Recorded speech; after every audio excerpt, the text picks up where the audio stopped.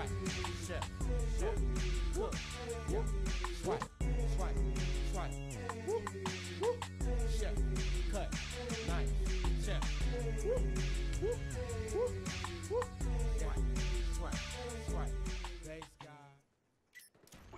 guy. This is a team deathmatch gameplay, as you saw by the title of the video. I go 29-9, and things I want to talk about in this gameplay are being a supportive player in team deathmatch, classes I'd recommend using for this map specifically, and kill streak setups that are good also. Being a supportive player in team deathmatch is a must.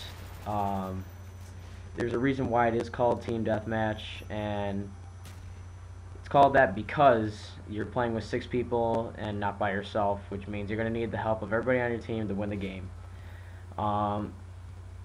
You need to be a supportive player in any game type, unless you're playing free-for-all, obviously, because you're by yourself. But if you're not being a supportive player in team-oriented game types, you're more than 75% of the time you're going to end up losing that game. If you're being selfish with your kill streaks, setting them up as, I don't know, something like Blackbird, Dogs, and Chopper Gunner, even though the Blackbird is going to help your teammates, more or less it's actually just going to help you by yourself, because more than likely, if you have attack dogs and a chopper gunner out at the same time, your teammates aren't getting any kills at all.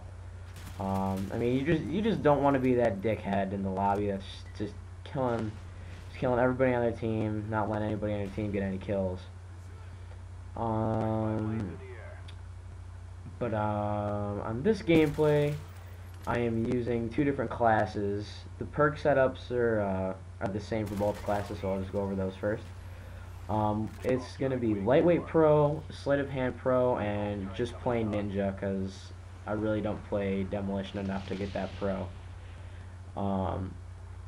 I have dual mags on my AK-47 for my first class, and I have PM-63 Rapid Fire for my second class, and I pick up a couple guns like the AUG that I have right now with a red dot.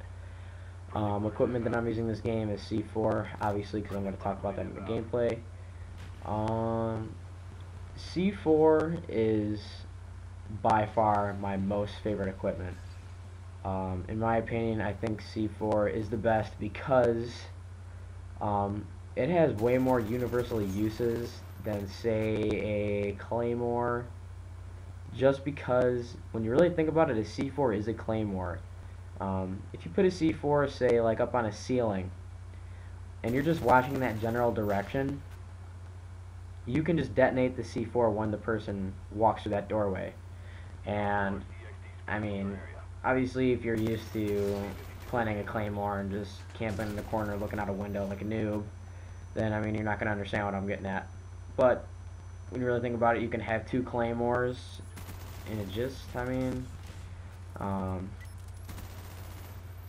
but I think in the next couple of seconds I call on that Rolling Thunder from hell that I was telling you about that I got no kills with.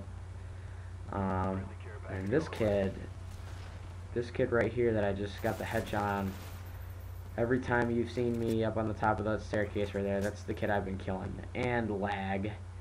Obviously you saw that I clearly knifed him while I was in midair. And a random tomahawk that should have killed that guy. I actually went into theater mode before I uploaded this and watched it. I was clearly in his face, but decided not to kill him. Get a nice pistol whip right here. And wow, I completely just forgot what I was talking about in this commentary. Oh yeah, things I want to talk about doing it on this map. Generally a good class setup for a map like Grid, because it's I kind of judge it as a medium-sized map, just because most of the action happens in the center. You don't really see any intensive battles going out on the outskirts of the map, back in this forest spawn where I'm looking at. Most of the time, the hot zones on this map are going to be right in the center, in the 2 buildings, and in the back parking lot, by the like the tunnel things. I don't know if you know what I'm talking about. The reason that is just because those are spawn zones, and you want to take over these buildings right here, and this is why I love C4. You want to take over these buildings right here just because it's overlooking the middle of the map. I mean, if you get some equipment going up on the entryways to these buildings, and you get a couple guys inside, you're literally going to be running the match, though, pretty much the whole entire game, and you're going to end up winning. As long as you don't have shitty teammates who like to go and feed the other team kills. Right here I pick up a Galil, nothing special. I get a double kill with my mortar strike that I called in. And as I was saying, I wanted to talk about kill streaks for this map. Generally, a good kill streak setup for this map is obviously napalm strike, because the spawns, usually the spawn, like any spawn site on this map where your enemy is going to be spawning, it's like a long, it's got like a, I don't know, it's just like a big spawn area, but it's rectangular. I think you know what I'm talking about, but I'm not sure because obviously can't hear right now. But napalm strike has a really good spread, and that's why I think it's one of the most used kill streaks. Another kill streak I would suggest using on this map to help you do better is probably an attack helicopter, because as you see here a couple times, I get absolutely shit on by this attack helicopter. Like, this thing just doesn't like me, and that kid just gets pooped on. And this gameplay is over.